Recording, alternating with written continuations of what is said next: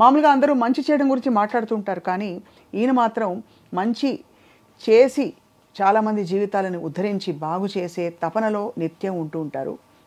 దానికి మూలం ఏంటంటే మనం సైతం అని ఆయన పెట్టిన ఒక సంస్థ. రోజు మనం సైతంతో మీకు ఏదో ఒక కనెక్షన్ ఉంటుందా సార్? ధనమూలం ఇదం జగత్ కదా. ఈ సంస్థ పుట్టాలంటే సార్ ఏదో ఒకటి జరుగుంటుంది మీ కళ్ళ ముందో, లేకపోతే మీరు చూసిన సంఘటనలు కావచ్చు మిమ్మల్ని ప్రభావితం చేసి. అవునమ్మా. ఎలా సార్? వచ్చిన ప్రతి కొత్త ఛానల్లో నేను ప్రోగ్రామ్ చేశాను, సీరియల్ చేశాను. 99% ఛానల్స్ నాకు డబ్బులు ఎక్కువ. 98 లక్షల రూపాయలు ఉన్నాయి నాకు రావాల్సిన రెమ్యునరేషన్స్. నా జీవితంలో ఎదురైన సంఘటనలు నన్ను ఇబ్బంది పెడతాను. అంటే ఒళ్ళంతా రక్తం గాయాలు అయిపోయినప్పుడు దాంట్లోంచి కొంచెం కసి వచ్చి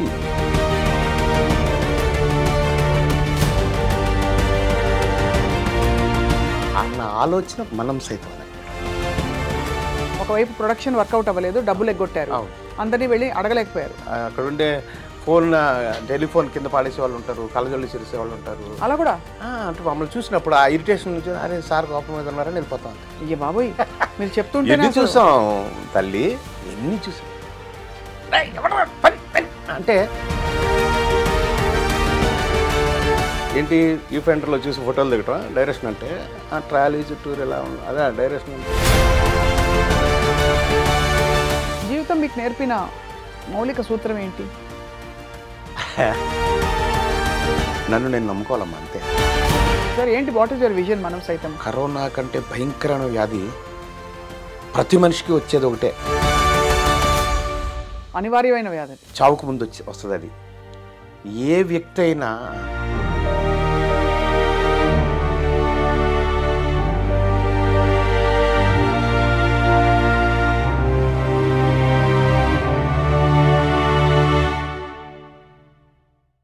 Hello and welcome to this very very special interview.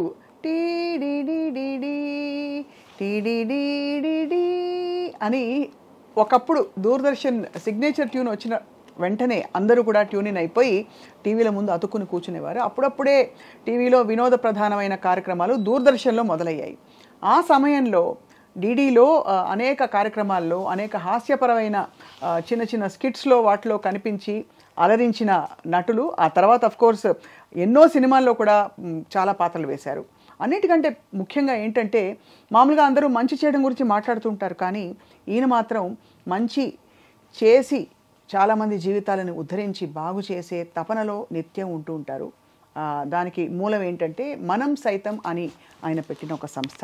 అది పుట్టింది ఎప్పుడంటే ఆయన పుట్టినరోజున సెప్టెంబర్ 22న. సో సెప్టెంబర్ 22 బర్త్డే సెలబ్రేట్ చేసుకోబోతున్న నటులు, దర్శకులు, రచయిత, all in all Kadambari Kiran గారితో ఇవాల్టి ప్రత్యేక ఇంటర్వ్యూ. సార్, మీకు స్వాగతం. Thank you very very much. చిన్నప్పటి నుంచి మిమ్మల్ని చూసి అలవాటైంది, కానీ మీరు అలాగే ఉన్నారు అప్పటి నుంచి ఇప్పటిదాకా. కొంచెం హెయిర్ స్టైల్ మారింది తప్ప మిగతా అంతా. అవునమ్మా, కానీ మారాలి మనిషి వయసుని బట్టి, అనుభవాలను బట్టి. ఎక్కడ నాకైతే అలాంటివి అనిపించట్లేదు. ఆ sport shoe, jeans, white shirt, full జింగ్ బ్యాంగ్గా వచ్చారు మీరైతే సార్. ఇది జనరల్గా ఇదే డ్రెస్ ఉంటుంది, వైట్ షర్ట్ అండ్ బ్లూ జీన్సేనా. గత ఈ 11 సంవత్సరాలుగా 11 years అవుతుందమ్మా మనం సైతం పుట్టి. ఈ 11 yearsగా ఆ మార్పు. ఒక సార్, ఏదైనా మామూలుగా అంటే ఈ మనం సైతం ఎలా పుట్టింది తెలుసుకునే లోపు అసలు నటుడిగా మీ జీవితం ఎలా ఉంది? తృప్తినిచ్చిందా ఇంతవరకు? ఇది కేవలం ఒక వృత్తి, రోజు నాకు ఏదో ఒక ఇన్కమ్ ఉండాలి అనే విధానంలో మీరు ఆలోచిస్తారా, లేక ఇంకా తపన పడే క్యారెక్టర్స్ అన్నీ వచ్చాయా, చేశారా మీరు? అంటే చలనచిత్ర పరిశ్రమలో తపన పడితే అసలు ఏది రాదమ్మా, వచ్చింది నిలబడుతుంది తప్ప. రావటానికి తపన పడితే మనకి నిరాశ ఎదురవుతుంది. ఎక్స్పెక్టేషన్ ఎప్పుడైతే ఉంటుందో నిరాశ కూడా దాని పక్కనే ఉంటుంది. సో నేను ఎక్స్పెక్ట్ చేయనేది వస్తే ఆనందపడతా, బాగా చేసినప్పుడు ఇంకా ఆనందపడతా. అది జనం దగ్గరికి చేరితే అద్భుతం కదా. బట్ దాని గురించే జీవితం, దాని గురించే తపన అనేది మాత్రం నాకు సెకండరీ. రైట్. అంటే నా లైఫ్ గురించి అని కాదు, లైఫ్ కష్టాలు ఎవరికైనా ఉంటాయి. మోడీ గారికి ఉంటాయి, చంద్రబాబుకి ఉంటాయి, రేవంత్ అన్నకు ఉంటాయి, ఎవరికైనా ఉంటాయి. బట్ ఆ ప్రెషర్స్ వేరు, ఆ కష్టాలు వేరు.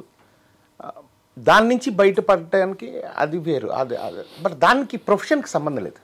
ప్రొఫెషన్ ఒక సంతృప్తికరమైనటువంటి ఒక ఫేజ్. అందులో సాటిస్ఫాక్షన్ పొందాలి, అది అది ధర్మం. అవును. బట్ మనకి సంతృప్తి ఏమిస్తుంది అనేది పాటించినప్పుడు అది ఆ జీవితం వేరు.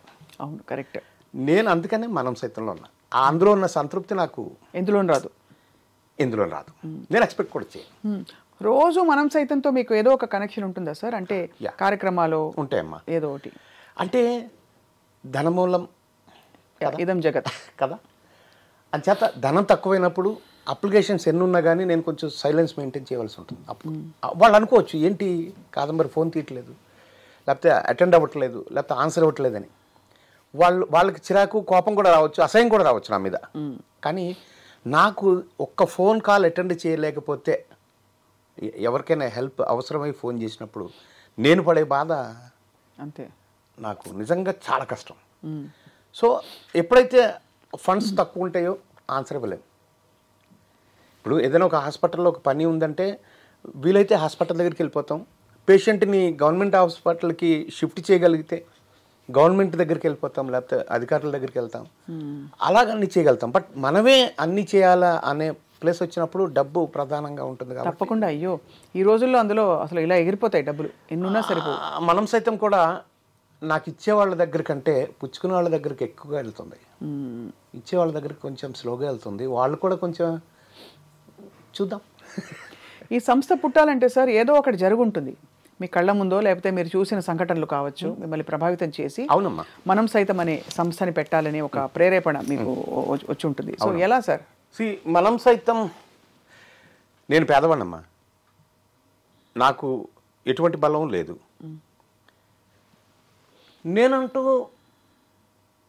ఇందాక మీరు చెప్పినట్టు టెలివిజన్ డే 1 నుంచి ఉన్న ఏకైక ప్రొఫెషనల్ యాక్టర్, టెక్నీషియన్ నేనే. I'm the very first professional in this Telugu television medium, అది గర్వంగా చెప్పగలను. కానీ మమ్మల్ని మేము డెవలప్ అప్పుడు టెలివిజన్ అనేది అంటే అవును మేమే డెవలప్ చేసుకుంటూ, మమ్మల్ని మేము డెవలప్ చేసుకుంటూ తల్లితో పాటు పుట్టిన బిడ్డలం మేము. అంతే. అంటే మీకు అంటే అప్పుడు పద్ధతులు ఇది ఇలా ఉండాలి, స్పాన్సర్ ప్రోగ్రామ్స్ అంటే ఏంటో తెలియదు, కమిషన్ ప్రోగ్రామ్స్ తెలియదు, అవన్నీ తెలియదు. కెమెరా ఎంత పెద్దగా ఉండేది, రికార్డర్ ఎంత పెద్దగా ఉండేది, 4 మోసేవాళ్ళం. అదే కదా.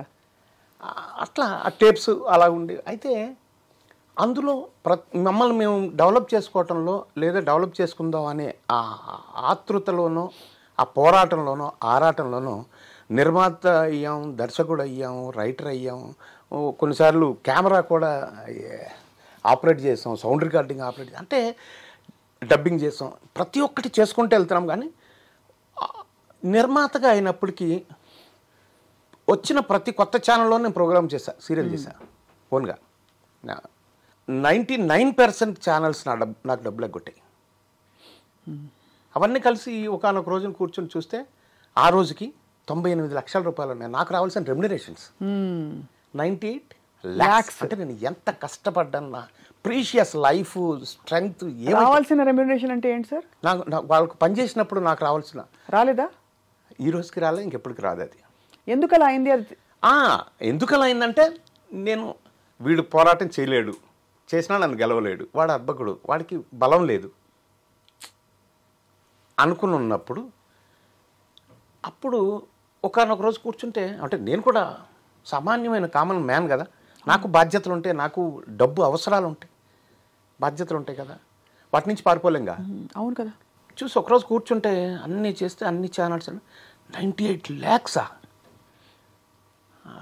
నో, ఇది కరెక్ట్ కాదు. ఈ రోజు నుంచి సొంతంగా ఓన్ ప్రొడక్షన్ అనేది చేయకూడదు.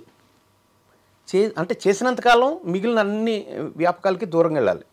ఆర్టిస్ట్గా కావచ్చు, ఇంకా రైటర్గా కావచ్చు, డైరెక్టర్గా కావచ్చు. ప్రోగ్రామ్ చేసిన తర్వాత, ఆ సీరియల్ అయిపోయిన తర్వాత డబ్బులకి కలెక్ట్ చేసుకోవడానికి మళ్ళీ కొన్ని ఏళ్ళు. సో లైఫ్ అంతా వెళ్ళిపోతుంది. నో, వద్దు అని ఒక రకమైన కసి ఉంటుంది కదా నాకు కూడా. మామూలు మనిషిని కదా, ఉప్పు కారం కసితోటి నా జీవితంలో ఎదురైన సంఘటనలు నన్ను ఇబ్బంది పెడతా, అంటే ఒళ్ళంతా రక్తం గాయాలు అయిపోయినప్పుడు దాంట్లోంచి కొంచెం కసి వచ్చి నేను చలనచిత్ర పరిశ్రమలో నేను ఒక వాచ్మ్యాన్ని. I'm observing each good and bad in this industry. Watching. లోపలికి వెళ్ళలేకపోతున్నా, స్థిరంగా ఉండలేకపోతున్నా, బయటికి వెళ్ళలేను. తెలుగు చలనచిత్ర పరిశ్రమ వాచ్మ్యాన్ ఆత్మకథను ఒక రాయాలనుకు ఒక 20 పేజీలు 25 పేజీలు రాశాక నాకే బాధ అనిపిస్తుంది. వాళ్ళంతా తర్వాత నాకు స్నేహితులు అయ్యారు, నాకు దగ్గర అవుతారు. నాకు ఒరే ఫ్రెండ్సే ఎక్కువ. నన్ను అన్నయ్య అనేవాళ్ళు, నేను ఒరే అనేవాళ్ళు చాలా ఉంది. ఎందుకంటే ఆ తరం అక్కడి నుంచి వేరే ఇది కదా. సో ఎందుకు ఏంటి ఇలాగ వీళ్ళ గురించి ఓపెన్ అవటం వల్ల నా కసి తీరొచ్చేమో. బట్ దానివల్ల ఉపయోగం ఏంటి? వాళ్ళ క్యారెక్టర్ వాళ్ళే చెప్పుకుంటారు ఫ్యూచర్లో ప్రజలకి, మనం ఎందుకు చెప్పటం అని అది పక్కన పెట్టి, మరి అట్లా నీకేంటి బలం ఏంటి? ఎస్, నా బలం నేను పెంచుకుంటూ వెళ్ళాలి, నా కుటుంబం నాకు అండగా ఉండాలి అని. నువ్వు పేదవాడు అవటం వల్ల కదా నీకు, పేదవాళ్ళకి సాయం చేయడం వల్ల నీ కుటుంబాన్ని పెంచుకో, ఆ పేదవాడు నీకు ఫ్యామిలీ అవుతాడు అన్న ఆలోచన మనం సైతం అన్న పేరు. ఇప్పుడు వాళ్ళకి నిజంగా ఒక పేదవాడికి అంత మంచి హెల్ప్ అందింది అని అతను చెప్పే నాకు కృతజ్ఞత ఏదైతే ఒక లుక్లో ఉంటుందో, ఒక కంటి చూపులో ఉంటుందో, అది చూసిన రోజు ఎంత ప్రశాంతంగా ఉంటుంది తెలుసా నాకు. నేను చేసిన హెల్ప్ చిన్నదే కావచ్చు, అసలు నా స్టేట్మెంటే చేతనైన సాయం కోసం ఎప్పుడైనా ఎక్కడైనా మనం సైతం ఎవరికైనా చాలా అప్పుడు నాకు ఎస్, ఇది కదా జీవితం, ఇది కదా నా లైఫ్, ఇది కదా నేను తృప్తిగా ఉన్నటువంటి ఇది కదా. అంతకుముందు ఉలిక్కిపడి మిడ్ నైట్ గప్పుకుని లేచి గుండె పట్టుకొని ఒకానొక సందర్భంలో నా స్నేహితులు చనిపోయిన వాళ్ళు ఉన్నారు, అలా అచ్యుత్ లాంటి వాళ్ళు. ఏంటి అలాగ నేను కూడా అనుకునేవాడిని.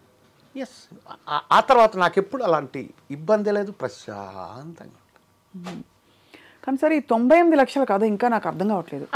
98 లక్షలు ఒకళ్ళు మీకు ఇవ్వలేదా? పలువురు ఇవ్వలేదా? పలువురు అంటే ఏమంటారు వెళ్ళినప్పుడు? ఇదిగో ఇస్తాం, అదిగో ఇస్తాం. ఇప్పుడు ఒక ప్రోగ్రామ్ మీరు చేస్తున్నారు అనుకోండి, అవును, ప్రొడక్షన్ ఖర్చు అవుతుంది కదా. ముందు మనమే ప్రొడ్యూసరే పెట్టాలిగా. పెట్టిన తర్వాత వాళ్ళు ఛానల్కి ఎలా ఉంటుందంటే, నీ ప్రోగ్రామ్ రేటింగ్ రావటం లేదు అనేది ప్రధానమైన ఒక సాకు, మంచి చాకు. అది రేటింగ్ రావటం లేదు, నెక్స్ట్ వీక్ నేను తీసేస్తున్నాం అంటారు. గప్పుకుని కాళ్ళ వెళ్ళ పడతాం, ఇంకా 1 వీక్ ఉంచుతాం అంటారు. ఆ 1 వీక్ తర్వాత ఒక ఓచర్ ఇస్తారు, ఫుల్ అండ్ ఫైనల్ పేమెంట్ అని ఒప్పుకుంటే, ఇదిగో నీకు 20 లక్షలు రావాలి, 2 లక్షలు ఇస్తా అని ఒప్పుకొని రాసిస్తే 2 లక్షలు వస్తాయి. ఆ 2 లక్షలకే మనం చాలా జీవితం మారుతుందనే ఫీలింగ్లో ఉంటాం. బోళ్ళంతా మళ్ళీ వాళ్ళకి ఇవ్వాలి కదా, టెక్నీషియన్స్కి. అవును కదా, వాళ్ళ బాకీలు. అలాగా అందులో నా రెమ్యునరేషన్స్ ఉంటాయి, నా లాభాలు ఉంటాయి. సో అవన్నీ అలాంటివన్నీ కలుపుకుంటే సో అలా మీరు ఒక పీరియడ్ ఆఫ్ టైం అయింది. అవును, అంటే పెద్ద పెద్ద ఛానల్ సంస్థలు ఎవరైనా, అంటే మీరు పేర్లు చెప్పట్లేదేమో. అదే ఎందుకు అవసరం అంటే చెప్పేచ్చు. అంటే కేబుల్ నెట్వర్క్ నుంచి శాటిలైట్ నెట్వర్క్ వరకు నేను ప్రోగ్రామ్ ఏదైతే సీరియల్ చేస్తానో ఆ సీరియల్ అన్నింటిలో నాకు నష్టమే జరిగింది. అంటే ఎక్కువగా ఇవే ఉండేవి, ఈటీవీ, జీటీవీ, ఇవే కదా. ఈటీవీ ప్రోగ్రామ్ ఇప్పుడు మనకు చేయలేదు, అది మట్టి మనిషి ఒకటి చేస్తాం, అది ఫ్రెండ్స్ తోటి చేస్తాం, అది వేరే ప్రారంభం.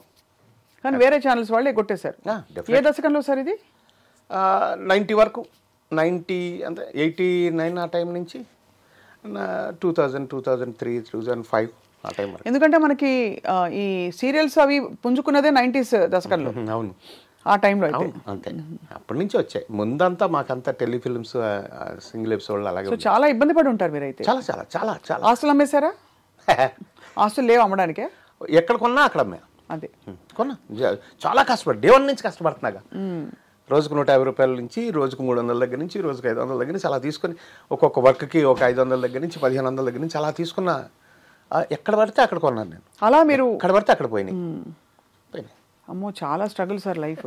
ఈ టైంలో అంతా మీకు వేరే ఆలోచన రాలేదు? మీరు అంటే ఇంకో ఫీల్డ్లోకి వెళ్దాం, ఇంకోటి ఏదైనా చూసుకుందాం, ఎట్లా వెళ్ళగలనమ్మా? ఇది ఈ కళల కన్నదే ఈ జీవితం కదా, బతుకుతున్నదే దీని గురించి. వేరే చోటుకి వెళ్ళాలంటే ఇంక మనం ఉన్నట్టే లేకపోయినట్టు. కరెక్టే. ఎట్లా వెళ్ళగలుగుతాం? ఉంటే ఇలాగే ఉండాలి, బతకాలి, లేదంటే వేస్ట్ అనిపిస్తుంది. అవును, నేను చాలా తక్కువ టైం నేను జాబ్ చేసింది, అది కూడా రిపోర్టర్గా పనిచేసింది. ఈనాడు పనిచేశాను, అంతకుముందు పల్లకీలో పనిచేశాను. దట్ చాలు, చాలా తక్కువ టైం. ఈ నెలలో పనిచేస్తున్నాను. టెలివిజన్లో ఏదో ప్రోగ్రామ్ వస్తే అట్లు రామారావు ఉండేవారు మాకు హెడ్. ఆయన టీవీలో పనిచేయడానికి లేదు అని మెమో ఇచ్చారు నాకు. నేను కాగితం తీసుకుని రిజిగ్నేషన్ ఇచ్చేసి స్వీట్లు పెట్టి వస్తే నాకు అదే ఇష్టం సార్, జాబ్ వద్దు సార్, అంతే. చాలా తక్కువ టైం. సో ఇప్పుడు మనం సైతం సంస్థ పెట్టాక సార్ అసలు వాట్ ఈస్ ద నేచర్? ఎవరెవరికైనా సాయం చేయాలంటే ఎలాంటి సాయాలు? ఆర్థిక సాయం ఒకటి. అవునమ్మా, అన్నీ అమ్మా. అట్లే ఎలా అంటే నన్ను అడిగే వాళ్ళని బట్టి, ఇప్పుడు సపోజ్ మొన్న ఒక సినిమా ఇండస్ట్రీలో ఒక కాస్ట్యూమరు అతను ఇంట్లో పడిపోయాడు, తలకు దెబ్బ తగిలింది, ఏదో హాస్పిటల్లో జాయిన్ చేశారు. జాయిన్ చేస్తే అక్కడ వాళ్ళు తట్టుకోలేకపోతున్నారు ఫ్యామిలీ, ఒక ఆడపిల్ల భార్య. ఏం చేయాలి? వెంటనే ప్రభుత్వ అధికారులతోటి పొంగులేటి గారిని వాళ్ళ టీంతోటి మాట్లాడి నిమ్స్లో ఒక బెడ్ ఖాళీ చేయించి, నిమ్స్లో 32 బెడ్లు ఉంటాయమ్మా 31 రాష్ట్రాలకి. అదే ఉంది. సో అక్కడైతేనే సీఎం రిలీఫ్ ఫండ్ నుంచి మనం ఏమైనా తెచ్చుకోవచ్చు, వాళ్ళ దగ్గర నుంచి ఏదైనా లెటర్ తేవచ్చు, ఏదైనా మాట చెప్పించవచ్చు. సో బెడ్ ఖాళీ అయినా మరో సెకండ్లో అక్కడ పేషెంట్ పెట్టేయాలి, ఎందుకంటే ప్రాణాలతో కాబట్టి వాళ్ళ పాలసీ అది. అవును. సో వేరే హాస్పిటల్ నుంచి హాస్పిటల్ వరకు మనిషిని తీసుకొచ్చి అక్కడ అవన్నీ కూడా చేయడానికి దానికి డబ్బు ఎంత అన్నది కాదు. అసలు మన పవర్ ఏంటి? పొంగిలేటి గారు వాళ్ళ టీంలో మన మనుషులు ఎలా ఉంటారు.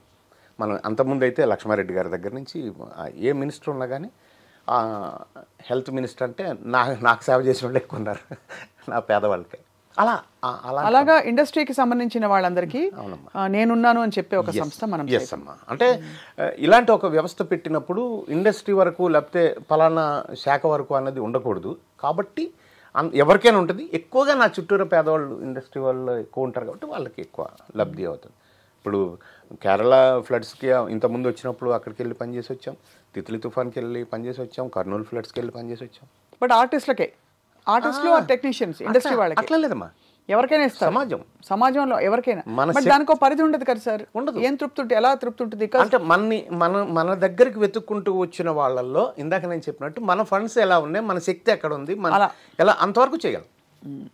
ఇప్పుడు ఆంధ్రాలో ఇప్పుడు ప్రస్తుతం మనం చేయలేము, నేను దూరం అయిపోయిన వాళ్ళకి చేయలేం కాబట్టి. బట్ ఏమైనా చేయగలిగితే మళ్ళీ వాళ్ళకి కూడా చేస్తాం, ఎక్కడైనా చేస్తాం, సమస్య లేదు. బట్ చేసే మనకి దమ్ము ఎంత ఉందని అది అంతే. చాలా అంటే దీనికి చాలా శ్రద్ధ కావాలి ఫస్ట్ ఆఫ్ ఆల్. అవునమ్మా. అండ్ ఒక అంకిత భావం కావాలి.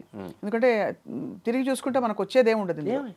ఏదో కొంతమంది పొలిటికల్ లైన్లోకి వెళ్ళే వాళ్ళకి అంటే ఇది ఒక మెట్టులాగా పనిచేస్తుంది. కానీ మీరు ఎప్పుడు దీని గురించి పెద్దగా ఎక్కువ మాట్లాడుకుని నేను ఎప్పుడు చూడలే. అవును, ఏమాత్రం ఉండదమ్మా. అంటే ఇప్పుడు మన కామెంట్ చేయాలంటే కామెంట్ చేసే వాళ్ళని వాళ్ళకి ఆన్సర్ చెప్తూ కూర్చుంటే టైం వేస్ట్.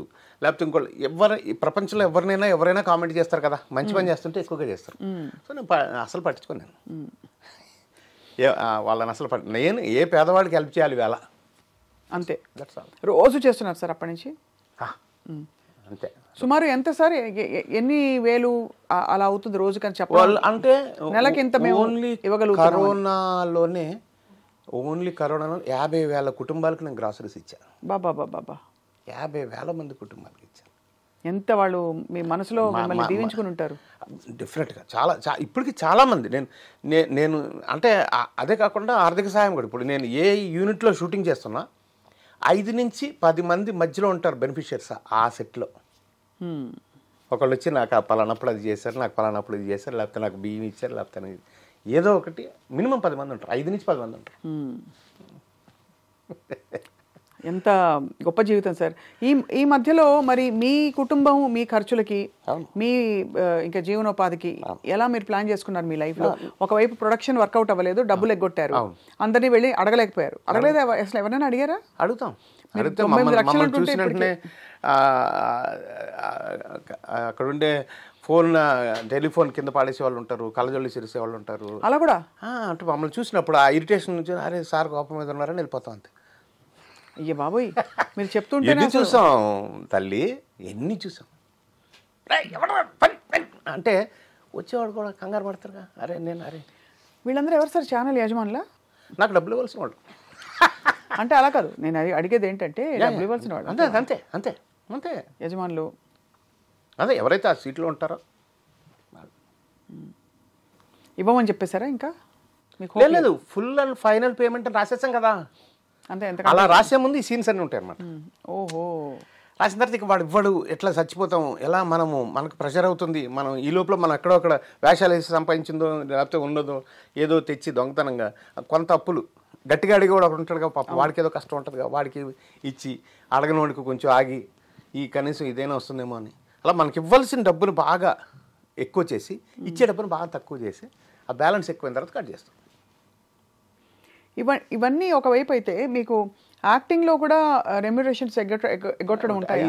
మ్యాక్సిమం ఉండవు, ఒకటో రెండు ఉంటాయి, మ్యాక్సిమం ఉండవు. ఎందుకంటే రాను వచ్చిన తర్వాత ఇక నాకు ఒక మేనేజర్ గారు ఓ పెద్ద ఆయన ఉంటారు, ఆయన కలెక్ట్ చేసుకుంటాడు, కొంచెం అది ఇబ్బంది లేదు, అదే భక్తి. మీరు చేస్తున్న ఈ మనం సైతము మీ ఈ తోటి సినిమా పరిశ్రమ మిత్రులు కానీ పెద్దవాళ్ళు కానీ అగ్ర హీరోలు కానీ అగ్ర దర్శకులు కానీ వాళ్ళు ఏమంటారు సార్ మిమ్మల్ని?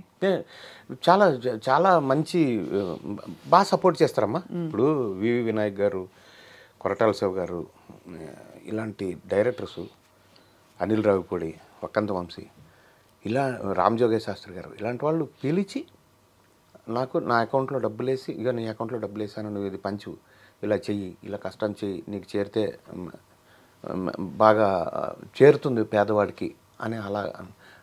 చిరంజీవి గారు కూడా ఇంటికి పిలిచి ఒకసారి 2 లక్షల రూపాయలు ఇచ్చారు నాకు. ఎంత? 2 lakhs ఇచ్చారు, ఇంటికి పిలిచి ఇచ్చారు. ఎప్పుడు చాలా కాలం, ఒక 7 years అవుతుంది. అట్లా వాళ్ళంతా అలా చేసిన వాళ్ళే, బన్నీవాస్ గారు కానీ అలాంటి వాళ్ళంతా అలా పెద్దవాళ్ళ సపోర్ట్ ఉంటుంది. చదలవాడ శ్రీనివాసరావు చాలా మంది అలా అంటే ఇప్పుడు సడన్గా చెప్పలేకపోవచ్చు, బట్ అదే అర్థమైంది. అంటే వాళ్ళ వైఖరి ఎలా ఉంటుందని సపోర్ట్ ఉంటుంది. రాను ఏంటంటే వాళ్ళకి కూడా ఒత్తిళ్ళు ఉంటాయి కదా, వాళ్ళ తాలూకు మనుషులకు వాళ్ళు చేయటం. ఇప్పుడు జనరల్గా ఏమవుతుందంటే, ఇప్పుడు నువ్వు ఉన్నావమ్మా, నీకు మేకప్ వేసేవాళ్ళు, నీ అసిస్టెంట్లో, నీ కార్ డ్రైవరు, మీ ఇంట్లో పని చేసేవాళ్ళు, నీకు అసిస్టెంట్స్, వాళ్ళని సేవ్ చేయడానికి ఒక స్టార్ ఎవరైనా చూసుకుంటారు. నాకు అలా కాదుగా, నాకు వచ్చిన వాళ్ళంతా నా ఫ్యామిలీ అని, పేదవాళ్ళే నా ఫ్యామిలీ అని చెప్పే మనిషిని కదా. అవును. సో వాళ్ళు అందులోనే ఉండిపోతారు, నాకు ఆ పరిధులు లేవు. చాలా అసలు స్ట్రగుల్స్తో కూడిన సక్సెస్ఫుల్ జీవితం ఇది. అవునమ్మా. అంటే ఎందుకంటే సక్సెస్ఫుల్ బికాజ్ ఇంతమంది జీవితాలు మీరు తాకారు కాబట్టి, తాకుతున్నారు, ఇంకా కంటిన్యూ అవుతుందని చెప్పి. సో మీ నటన జీవితం ఎలా కొనసాగింది సార్? మీరు వెతుక్కోకుండా రోల్స్ వస్తున్నాయా మీకు? వెతుక్కోకుండానే ఉంటాం. ఎప్పుడైనా అడిగితే రాదమ్మా. మీరు ఏది అడిగి రాలేదు? ఏదైనా సరే, ఏ అవకాశమైనా సినిమా ఇండస్ట్రీలో అడిగితే రాదు. కానీ ఇంతమంది నటులలో అందులో మీరు వేసే క్యారెక్టర్స్లో ఆ స్లాట్లో చాలా మంది ఉంటారు. కాదంబరి కిరణ్ గారు వాళ్ళ మనసులో తట్టాలి వెంటనే స్ఫురించాలంటే మీరు ఎలా తట్టిన వాడికే కదా నేను వెళ్ళి పనిచేసేది, దాంతో సాటిస్ఫై అయిపోవడమే అంతే. ఇప్పుడు నేను ఒక మంచి వేషం చేస్తాను అనుకోమా, అది ఆల్రెడీ ఇప్పుడు ఒక స్క్రిప్ట్ రాసే రైటరు, ఆ రైటర్ చుట్టూరా ఉండే టీము, ఒక అసిస్టెంట్ డైరెక్టర్స్ వాళ్ళందరి టీము, ఒక మేనేజర్స్ వాళ్ళందరి టీము, డైరెక్టర్ ప్రొడ్యూసర్ దగ్గర వీళ్ళందరూ ఉంటారుగా. అవును. వాళ్ళందరూ రెగ్యులర్గా అన్ని సినిమాలు చూస్తుంటారు. నేను రెగ్యులర్గా ఇప్పటికీ ఇండస్ట్రీలో ఉన్నాగా, నా సమకాలీకులు చాలామంది ఇళ్లలో ఉండిపోయారు, కొంతమంది చచ్చిపోయారు. బట్ నేను అలా కాదు, ఈ రోజుకి నేను పని చేస్తూనే ఉన్నా. ఇప్పుడు నాకు 5-6 సినిమాలు చేతిలో ఉన్నాయి, 6 సినిమాలు ఉన్నాయి చేస్తాను. 6 సినిమాలు అంటే నెలకి ఆల్మోస్ట్ ఒక 15-20 days బిజీ. మీరు 10 days అయితే ఈజీగా ఉంటుంది. 10 days ఈజీ. మీరు అత్యంత స్ట్రగుల్ పడిన సమయం, ఈ 98 లక్షల కథ నాకు ఇంకా అసలు బుర్రకెక్కట్లేదు, బాగా నాకు కూడా కోపంగా ఉంది, నాకే అన్ని విసిరేయాలి ఉంది మీరు అంటే మీకు అంతమంది ఎగొట్టారంటే it is not easy. First of all sir, డబ్బులు పోగొట్టుకోవడం ఒకటి, రెండోది మనం ఇంత కోల్పోయాము, మనని ఇంతమంది మోసం చేస్తారనే ఫీలింగ్ ఎవరు తట్టుకోలేరు. అవును, ఆ కసి, నేను అదే ఆ కసిలోంచి నన్ను మోసం చేసిన వాడిని ఇంకా ప్రేమగా పలకరిస్తాను నేను ఇప్పుడు. నన్ను ఎవడైతే ఇంకా వాళ్ళు ఉన్నారు కదా, నేను ఇంకా బతికే ఉన్నాగా, మీరు ఓకే వాళ్ళు వచ్చి ఉంటారు. నేను అదే చెప్పాను ఇందాక, రాసినప్పుడు కొంతమంది ఒరే ఫ్రెండ్సే, కొంతమంది ఇంకోటి వాళ్ళైనా, లేకపోతే అవకాశాలలో నన్ను అవమానాలు చేసినా ఏం చేసినా కానీ. ఇప్పుడు నేను మధ్యలో ఒక మంచి ప్రోగ్రామ్ చేస్తా ఉన్నప్పుడు నాకు ఫిల్మ్ డైరెక్షన్ అవకాశం వచ్చింది, అది నేను ప్రమోషన్ అనుకున్నా. నేలమించి వచ్చాము, ఫస్ట్ ఫ్లోర్ టెలివిజన్ ఉంది, సెకండ్ ఫ్లోర్ ఫిల్మ్ వచ్చింది, సెకండ్ ఫ్లోర్ వరకు వచ్చాం కాబట్టి పడితే ఫస్ట్ ఫ్లోర్లో కదా పడతాం, ఏం పర్లేదులే అని చేశా. కానీ సెకండ్ ఫ్లోర్ నుంచి పడితే భూమి ఆకర్షణ శక్తికి పాతాళానికి పోతామని తెలియదు మనకి, పడిపోవడం జరిగింది. అప్పుడు నీలాంటి ఫ్రెండ్స్ ఎవరైనా దగ్గర నన్ను గుర్తుపడతారు, లేకపోతే నాకు గౌరవిస్తారు, నన్ను అభిమానిస్తారు అనే వాళ్ళ దగ్గరికి వెళ్ళి, అరే నాన్న వేషంరా, అరే ఊరే అనలేం అవతల. అలాంటప్పుడు ఏంటి ఈ ఫెండర్లో చూసి ఫోటోలు దిగటం డైరెక్షన్ అంటే ఆ ట్రాలీ చుట్టూరు ఎలా ఉండదు అదే డైరెక్షన్ అంటే ఎక్సెక్కాలు చేసిన వాళ్ళు కూడా ఉన్నారు. బాధపడాలి తప్పదు, అంచేత వెళ్ళలేము. అందుకనే ఈ ఒరే అనే పదానికి ఇండస్ట్రీలో డార్లింగ్ అనే మాటను కనిపెట్టింది నేను, కనిపెట్టడం ఇన్ ద సెన్స్ వాడుకలో పెట్టింది నేను. అంటే మరీ ఒరే అని అలా అసహ్యంగా ఇప్పుడు నా దగ్గర పనిచేసిన పిల్లలు 26 మంది ఫిల్మ్ డైరెక్టర్లు ఈరోజు ఉన్నారు నా దగ్గర అసిస్టెంట్లుగా పనిచేసిన పిల్లలు. వీళ్ళల్లో కొంతమంది కోట్లు తీసుకుంటున్న వాళ్ళు కూడా కొంతమంది ఉన్నారు. కానీ మీకు జరగలేదు అన్యాయం? నేను వెళ్ళి ఒరే అనలేను, నన్ను ఒరే అంటాడేమో అతను భయం. అతని ఆ భయానికి ఎందుకు అతను అలాగ ఉండని అని మనం వెళ్ళి డార్లింగ్ అనే మాట కనిపెట్టి నా అసిస్టెంట్లకి లేకపోతే నేను ఎవరికైతే సర్వీసులు చేశానో హెల్పే చేశానో వాళ్ళందరినీ ఆ డార్లింగ్ అని పిలవటం వల్ల అలాగల్లి అది చివరికి పూరి దాన్ని ఓన్ చేసుకొని డార్లింగ్ అని అతనికి మన ప్రభాస్ చేసి అదే ప్రభాస్ గారి డార్లింగ్. ఆ మాట నేనే, ఎందుకంటే అంత విస్తృతంగా నా దగ్గర సహాయం చేసిన వాళ్ళు, నేను సహాయం చేసిన వాళ్ళు, నేను హెల్ప్ చేసిన వాళ్ళు, నేను పెంచిన మొక్కలు అంత విస్తృతంగా పెరిగారు కాబట్టి నాకు. సో మీరు సినిమా డైరెక్షన్ చేయడం అనేది మీకు బెడిసి కొట్టింది బాగా? అంతేగా, అంతే. కారణం ఏంటంటారు సార్? అది సక్సెస్ అవ్వలేదుగా.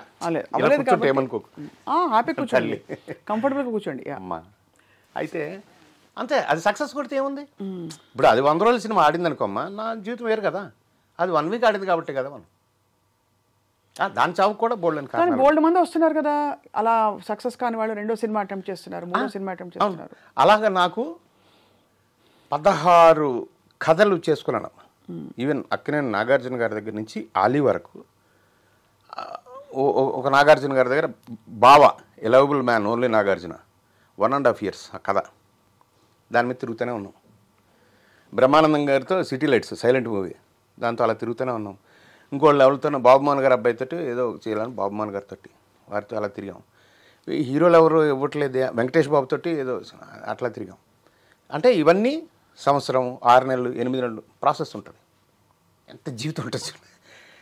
హీరోలు ఎవరు ఇవ్వట్లేదని రమ్యకృష్ణ గారితో గజ్జల గుర్రం అనే ఒక కథ, హీరో కమెడియన్స్ రమ్యకృష్ణ గారు, అదొక 2 years అంత ప్రాసెస్ అవుతుంది. సో ఆ ప్రయత్నాలు నేను ఏది మానుకోలేదు, ఆపుకోలేదు. కానీ ఇంకా కొన్నాళ్ళ తర్వాత అంటే ఈ మనం సైతం వచ్చే ముందు వరకు ప్రయత్నం అనేది ఎప్పుడు ఆ క్రియేటివ్. ఇప్పటికీ నేను ఎప్పుడైనా రాత్రి నిద్ర పట్టకపోతే చక్కగా కూర్చొని మంచిది ఏదైనా రాసుకుంటూ కూర్చుంటా.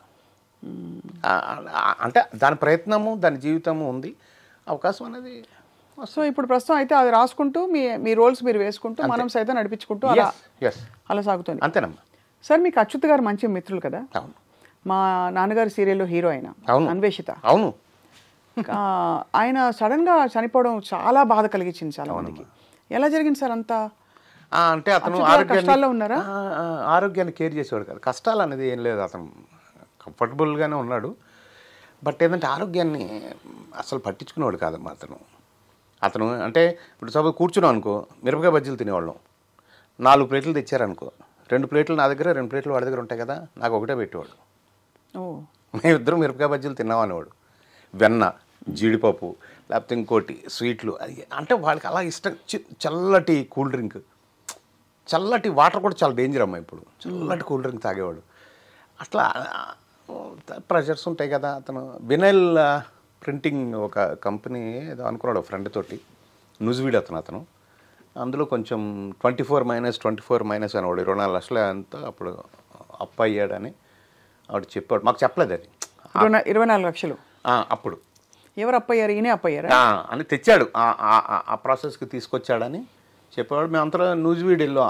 ఆ ఫ్రెండ్ పార్ట్నర్ ఎవరైతే ఉన్నాడో అతనిది ఏదో షాప్ ఓపెనింగ్ అక్కడికి కూడా వెళ్ళాం మేము. బట్ ఆ తర్వాత వచ్చి సడన్గా గాంధీ అనే ఫ్రెండ్ వచ్చి ఇట్లా యశోదలో చేరాడు అన్నయ్య రాత్రి. వెళ్ళినప్పుడు చచ్చిపోయాడు. షాక్ అయి ఉంటారు మీరు. లైఫ్ అంటే జీవితం ఎంత తాత్కాలికం. చాలా చాలా చాలా చాలా చాలా. ఎందుకంటే మామూలు ఒక స్నేహితుడిగా, ఒక మంచి స్నేహితుడిగా అతను చనిపోవటం ఒక బాధ అయితే, అప్పుడు మేము కలిసి నాగేశ్వరరావు గారి సీరియల్ నేను వచ్చితే స్టార్ట్ చేసాం. నాగేశ్వరరావు గారి దగ్గరికి వెళ్ళి మీ ఇద్దరమే స్టార్ట్ చేస్తే ఇంకొక 2 ఫ్రెండ్స్ చేరారు. తర్వాత ఆ సీరియల్ ఎండింగ్ వచ్చినప్పటికి ఆర్థికంగా కూడా చాలా దెబ్బతినేసాం మేము.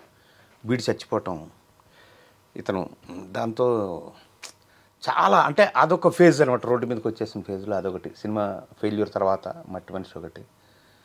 అక్కినేని నాగేశ్వరరావు గారు నాకెందుకంత ఆయన అంటే అంత గౌరవం, అభిమానం, ప్రేమ, ఒక పేరెంట్లాగా, ఒక తల్లిలాగా అతను ఎందుకు చూస్తానంటే ఆయన ఫోన్ చేశాడు నాకు ఇంటికి. నేను నాగేశ్వరరావు మాట్లాడుతాను. ఏ నాగేశ్వరరావు మా ఆవిడకి అక్కినేని నాగేశ్వరరావు సార్ ఒక్క నిమిషం అండి. సార్ ఏం సార్ ఇట్లా మా వైఫ్ తెలియక ఏ నాగేశ్వరం ఏమనుకోవచ్చు, మీతో మాట్లాడాలి, నేను ఇప్పుడే తోట నుంచి వచ్చాను, మీ దగ్గర సమయం ఉంటే వస్తారా? 5 minutesలో ఇంటికి వెళ్ళా.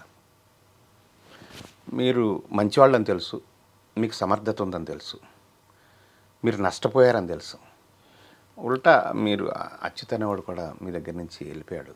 సో మీరు చాలా బ్యాడ్ సిచ్యువేషన్లో ఉన్నారని నాకు తెలుసు. నా జీవితంలో నేను మూకీ నుంచి వచ్చాను కాబట్టి, టెలివిజన్ వచ్చింది కాబట్టి, ఈ ప్రక్రియలో కూడా నేను ఉండాలి నా జీవితం అని నేను అనుకున్నాను. ఒక్క సీరియల్ చేద్దాం అనుకున్నాను, చేశాను.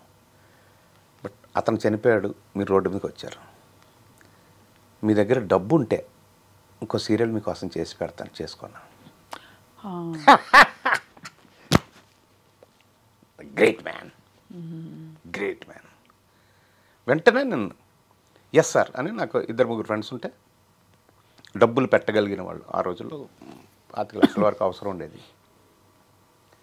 చెప్తే ఒక 2-3 దగ్గర వర్కౌట్ అవ్వలేదు. 4th friend is Rudraraju Ramesh అని నా ఫ్రెండ్, చిన్నప్పటి నుంచి ఒరే ఫ్రెండ్. అమ్మని అడిగి చెప్తారా? అమ్మ ఏంట్రా ఎంత కావాలని? అమ్మ మొదటి రూపాయి వెనక్కి రావాలంటే 24 లక్షలు పెట్టాలమ్మా. ఎంత టైం ఉందిరా? మీ ఇష్టం అమ్మ, సార్ అయితే ఓకే అన్నారు. సరేరా 15 రోజుల్లో అని ఓ బ్యాంక్ అకౌంట్ ఓపెన్ చేసి 15 రోజుల్లో 24 లక్షలు వేసిన. అప్పుడు ఆయన నన్ను నిలబెట్టడానికి ఫస్ట్ చెక్, మేము ఏదైతే అంతమంది చాలా బ్యాడ్ ఎక్స్పీరియన్స్లు ఉన్నాయి ఆయనకి. ఫస్ట్ ఏం చేశాను, 2 లక్షల రూపాయలు చెక్ ఇచ్చాను ఆయనకి. చారి గారని స్టూడియోలో ఉంటారుగా, ఆయన ఏదో ఫోన్ చేశారని ఈయన మళ్ళీ ఫోన్ చేశారు నాకు, నాగేశ్వరరావు మీకు జస్ట్ ఇన్ఫర్మేషను, ఇది కంప్లైంట్ కాదు, మీ మీద డౌట్ కాదు, మీ అనుమానం కాదు, ఇది చెప్తా ఉన్నాను. ఏంటి సార్ మీరు ఎక్కడ ఉంటారు సార్? నేను వస్తాను సార్ అని. నేను మాట్లాడడం వెళ్ళిపోవాలి కదా, అంత మా దేవుడు కదా. లేదు సార్ అది డిజానర్ అయిందంట చెక్కు. అయితే సంతకం బాగాలేకపోయినా ఇదైనా మీ డిజానర్ అవుతుంది కానీ పెట్టాను నేను మధ్యలో ఫోన్.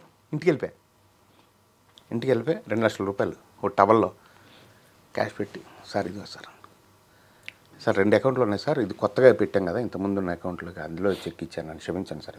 ఎవరన్నారు మిమ్మల్ని ఎందుకు ఇలా చేస్తారు? పట్టుకెళ్ళిపోండి మీరు, ఇంకో చెక్ ఇవ్వండి, తర్వాత ఇవ్వండి. అలా నన్ను ఒక బిడ్డలాగా కాపాడే ఆ సీరియల్ అంతా. 3 వేషాలు ఉన్నాయి అందులో, ఒక డైలీ సీరియల్. మ్యూజిక్ కూడా ఆయన దగ్గర ఉండి చేయించుకున్నారు, టైటిల్ కూడా ఆయనే పెట్టారు. కాస్ట్యూమ్స్ నేను అమెరికా వెళ్ళినప్పుడు జీన్స్, టీషర్ట్లు, కలజోళ్ళు అవి వాడుతూ ఉంటాను. అవన్నీ అన్నీ డిస్ప్లే చేయించి వాళ్ళ కాస్ట్యూమర్ తోటి, మీ వేషానికి ఇందులో ఏం కావాలో నోట్ చేసుకోండి, తీసుకోండి అని. ఎంత గొప్పగా అంటే ఒక జర్కిన్ లాంటివి ఉన్నాయన్నమాట ఒక వేషానికి. లైఫ్ స్టైల్లో ఉంటాయి, ఇక్కడ వెళ్దాము అని నాతో షాపింగ్ వచ్చారు. ఆయన ఎందుకు వచ్చారంటే, ఆయన నాకంటే చిన్న సైజు, మా ఇద్దరు మధ్య సైజులో తీసుకుంటే ఆయనకి కొంచెం ఫిట్ ఉంటుంది, వేషం అయిపోయిన తర్వాత నేను వేసుకోవాలని ఆయన కోరిక. అది పాడేయద్దు, లేకపోతే కాస్ట్యూమ్స్లో పెట్టద్దు, నువ్వు వేసుకో నా వేషం అయిపోయిన తర్వాత అని నాతో షాపింగ్ వచ్చి ఇద్దరికి మధ్యలో సైజు ఉంది తీసుకొని. ఏమిటో ఆయనకు ఆ తపన ప్రేమ అంటే ఆయన దగ్గర ఒక్కటే ఏంటంటే ఓపెన్గా ఉండాలి మనిషి. మీరు ఇంత కల్మషం ఉన్నా కానీ ఆయన తెలిసిపోతుంది. మాస్క్ ఉందంటే మాత్రం ఆయన ఎంత దూరం నుంచైనా మనిషిని గుర్తుపెడతారు. సార్ నాకు ఇది సార్, నా మనసు ఇది సార్, ప్రతి ఒక్కటి ఆయనతో చెప్పేసుకుంటే, అందులో స్వచ్ఛత మాత్రం ఉంటే ఆయన ప్రాణానికి ప్రాణంగా చూస్తాడు. నాకు టిఫిన్ పెడితే చట్నీ వేసేవారు ఆయన వాళ్ళ ఇంట్లో, అంత క్లోజ్. దాన్ని ఏంటో నా మీద నమ్మకం అంతే. లాస్ట్ 6-7 months ఆయన్ని కలిసిన వాళ్ళు చాలా తక్కువ, నేను ఒక్కడే కలిసి everyday. He was taking treatment కదా సార్ అప్పుడు? చావుకు ముందు. చచ్చిపోతాడని ఆయనకి తెలుసు, మాకు తెలుసు. ఆయనకి ఆయన అనౌన్స్ చేశారుగా. అదే, బట్ ఆయన అంటే ఏమనేవారు? ఏముందండి, మనం హీరోలు కదా, అలాగే పోతామని. ఆయన హార్ట్ అటాక్ తోటి పోతానని అనుకునేవారు ఎప్పుడు. నేను ఎప్పుడు అంతే అనేవాడు. కానీ క్యాన్సర్ అనేది ఆయనకి అదే చాలా పాపం. ఇలా మీరు అంటే ఈ ప్రయాణంలో మీరు వ్యక్తిగతంగా మనుషుల్ని కోల్పోవడం, ఇంకా వంచనలు, మోసాలు, ఆర్థిక ఇబ్బందులు, స్ట్రగుల్స్, అన్ని రకాల షేడ్స్ చూస్తారు కదా సార్. జీవితం మీకు నేర్పిన మౌలిక సూత్రం ఏంటి? అంటే నన్ను నేను నమ్ముకోవాలమ్మా, అంతే. అంటే ఏమిటి? అంటే నువ్వు చేసే పనిని ఆ నమ్మకంతో చేస్తే రిజల్ట్ ఎప్పుడైనా కానీ పాజిటివ్గా నీకు వస్తుంది. No problem. నేనే సాక్ష్యం దానికి. నాకు ఎప్పటికైనా పాజిటివ్గా నాకు వస్తుందని నా నమ్మకం. ఆ డౌట్ ఉన్నప్పుడు రాదు. కరెక్ట్. నేను దాని మీద ఉంటా. చాలా మంచి మాట చెప్పారు. ఇప్పుడు అంటే అప్పటికి ఇప్పటికీ ఇండస్ట్రీ బాగా మారిపోయింది కదా సార్, సినిమా పరిశ్రమ. అంటే పరిసరాలు మారిపోయినాయి, పద్ధతి మారిపోయింది, బట్ రిలేషన్ అనేది అలాగే ఉంటాయి. అవి ఇంకెవరెవరు సార్ మీ స్నేహితులు ఇండస్ట్రీలో? బుల్లితెర చాలా మంది ఉన్నారు. ఆ బ్యాచ్ అంతా అలా. అంటే మీరు ఖాళీ టైం దొరికినా, మీ ఇంట్లో మంచి శుభకార్యం జరిగినా, లేదో కష్టం వచ్చినా ఎవరు చెప్పుకుంటారు? ఉన్నారమ్మా 5-6 మంది ఫ్రెండ్స్, మంచివాళ్ళు, ఇండస్ట్రీకి సంబంధించిన వాళ్ళు కాదు. ఉన్న ఇండస్ట్రీలో ఇంకా బతికే ఇక్కడ అయినప్పుడు చావే ఇది కదా. వీళ్ళే వాళ్ళతోటే ఎక్కువ. వాళ్ళల్లో అంటే ఆడపిల్లల్లో సనా బాగా దగ్గరగా ఉంటుంది, మేఘన ఉంటుంది. చాలా మగపిల్లలు సమీర్ కానీ, హర్షవర్ధన్ కానీ, ప్రభాకర్ కానీ, అశోక్ కుమార్ కానీ. అశోక్ కుమార్ గారు తెనాలి రామకృష్ణ సీరియల్ వచ్చినప్పుడు ఒక సెన్సేషన్. అవుట్. నాగేశ్వరరావు గారికి అసలు టెలివిజన్ రంగంలో ఫస్ట్ ఫ్రెండ్ అతనే. కానీ నాగేశ్వరరావు గారు ఎలా అయితే పెద్ద తెర మీదో, ఈయన చిన్న తెర మీద, బుల్లి తెర మీద అశోక్ కుమార్ గారు అనేవారు కదా సార్. అది ఏదో ఒక బాడీ లాంగ్వేజ్ లో ఇమిటేట్ చేసేవాడు.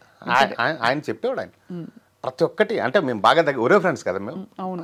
అంటే అన్నయ్య అంటాము, బాగా దగ్గర. ఆయనకి ఫస్ట్ ఫ్రెండ్ ఇతనే, అశోక్ కుమారే. తర్వాత మేమంతా దగ్గర అయ్యాం. మేము ఎక్కువ నమ్మకం తెచ్చుకున్నాం ఆయన దగ్గర. అవును.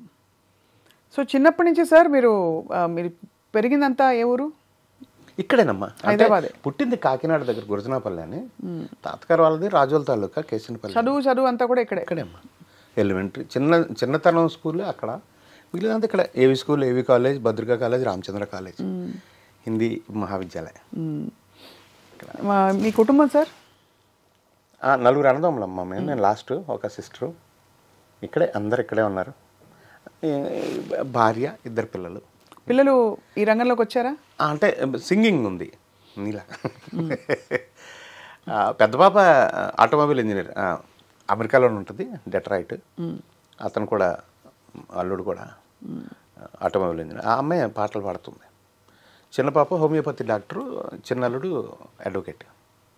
అందరూ చక్కగా సెటిల్డ్, బ్యూటిఫుల్గా, హ్యాపీగా, హాయిగా.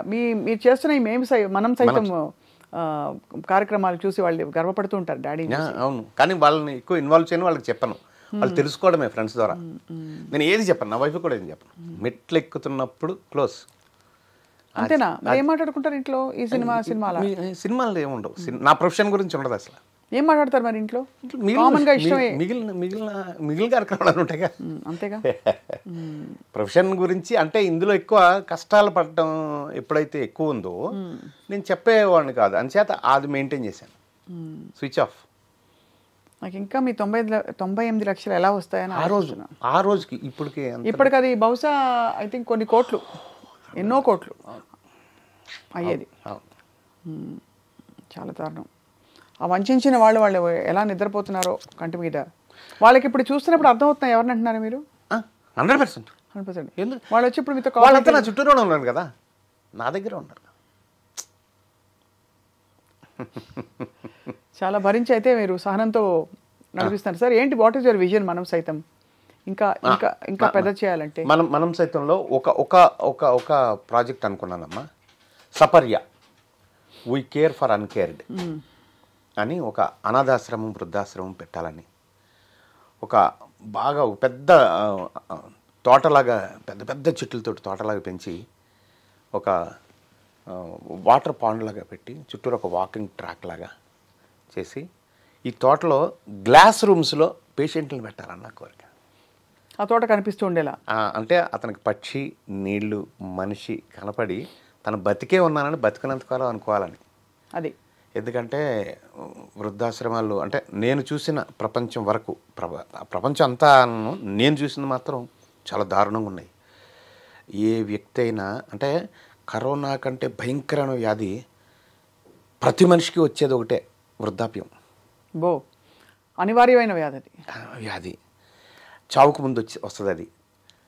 ఏ వ్యక్తి అయినా లేచి తనంతటా తాను బాత్రూమ్కి వెళ్లకుండా అక్కడే బాత్రూమ్ చేసుకుంటే 2 గంటల్లో రోడ్డు మీద వేసేస్తున్నాము. ఆ రోడ్డు పేరు వృద్ధాశ్రమం అంటున్నాము. అవి చాలా దారుణంగా ఆ పరిస్థితులు ఉన్నాయి నేను చూసినంతవరకు. స్వప్న, నేను ప్రపంచం అంతా అంటలా. సో అక్కడి నుంచి ఆ మనిషి బతికినంత వరకు నేను బతికే ఉన్నాను అనిపించాలని నేను దత్తత తీసుకోవాలని నా కోరిక. సపర్య, వీ కేర్ ఫర్ అన్కేర్డ్. ఇప్పుడు హీరో శివాజీ ఒకసారి నాకు 5 లక్షల రూపాయలు ఇచ్చాడు కరోనాలో పంచమని. నేను ఇంకో 3 లక్షల రూపాయలు వేసి ఒక అంబులెన్స్ చేయించా, ఒక బండి కొని. అలాగే ఒక అంబులెన్స్ తిరుగుతుంది. అలాంటి అంబులెన్స్లు ఇవన్నీ కూడా మనకు ఉన్నాయి. సో మీలాంటి అందరి విషయం ఉంది. సో అందరినీ చుట్టూరా పెట్టుకొని ఆ ఆశ్రమాన్ని నడిపి అందులోనే అని నా కోరిక. అయ్యో లేదు, చాలా గొప్ప సంకల్పం. మీరు ఇంకా తీయాల్సిన సినిమాలు ఉన్నాయి. ఆ 98 లక్షలు వసూలు చేయాల్సిన సమయం రావాలి. అది రకరకాలుగా వసూలు చేయండి సార్. మీకు రావాల్సిన సక్సెస్ ఇంకా రాసి పెట్టింది బోల్డ్ అంతా. కాబట్టి మీరు తప్పకుండా ఇంకా సినిమాలు తీస్తారని నా నమ్మకం, అందరి నమ్మకం. సో ఇప్పుడైతే 4-5 ఫిల్మ్స్ చేస్తున్నారు మీరు? చేస్తున్నాం రెగ్యులర్గా. నాకు వేషాలు రెగ్యులర్గా ఉన్నాయి. ఇప్పుడు రవితేజ 75 కూడా అది ఆయనకు వచ్చే దెబ్బ తగిలి కొంచెం పోస్ట్ పోన్ అయింది. ఆ సినిమా కూడా అన్నీ ఉంటాయి. అన్ని సినిమాల్లో మంచి మంచి వేషాలు, హాయిగా సరదాగా వెళ్తారు. మంచిగా ఆ రోజు ఏమిటి అంతే చెప్పుకుంటారు, అంతే ఫినిష్ వచ్చాడు. సో ఇప్పుడు అక్కడ కూడా టైం ఉన్నంతసేపు ఫోన్లో మళ్ళీ మనం సైతం ఉంటాం. అదే దాన్ని మానిటర్ చేస్తారు. గొప్ప సంకల్పంతో. అంటే మీరు ఎందుకు ఇలా ఆలోచన వచ్చి తలంపు వచ్చి మొదలుపెట్టారు? ఎందుకంటే ఇది ఒక మహాసముద్రం సేవ అనేది. అవును, ఎక్కడ ఎంత చేసినా ఏముందిలే అని అనిపించే అవకాశాలు ఉంటాయి. కానీ లేదు, అలా కాదు, చిన్న చేసినా మంచిది, వాళ్ళ జీవితాలకు మార్పు వస్తుంది అని నమ్మి మీరు కొనసాగిస్తున్నందుకు మీకు నమస్కారాలు. ఈ సెప్టెంబర్ 22 మీకు అద్భుతమైన పుట్టినరోజు. ఈ పుట్టినరోజు నుంచి ఇంకా మరొక మలుపు రావాలని మేము మనసారా ప్రార్థిస్తున్నాం. కాదంబరి కిరణ్ గారు, తల్లి నా పుట్టినరోజు కాదు, మనం సైతం పుట్టినరోజు. Okay right. మీరు అంటే అదే రోజు మొదలెట్టారు కాబట్టి మీకు అదే కావాలనే, అదే అంటే నేను ఉన్నా లేకపోయినా చరిత్రలో మనం సైతం అయితే ఉంటుందనే ఉద్దేశంతో. తప్పకుండా సార్. మీరు ఐ థింక్ ఇది ఇంకా బాగా పెద్దగా మీ యాక్చువల్లీ పుట్టుక రహస్యం అంటారు కదా, అది మీరు తెలుసుకునే సేవా కార్యక్రమాలు మొదలుపెట్టారు. అది తప్పకుండా సేవ కాకుండా అది బాధ్యతగా మారుతుంది అందరికీ అని కోరుకుంటున్నాను సార్. అవును, థ్యాంక్ యూ అమ్మ, థ్యాంక్ యూ వెరీ మచ్. నువ్వు కూడా మంచి మనసుతోటి దీవించావు, నువ్వు మంచి అమ్మాయివి. ఆ బిడ్డ పెరగాలి మనం సైతం, అంతే, అదే కోరిక. Thank you so much sir. నమస్కారం తల్లి.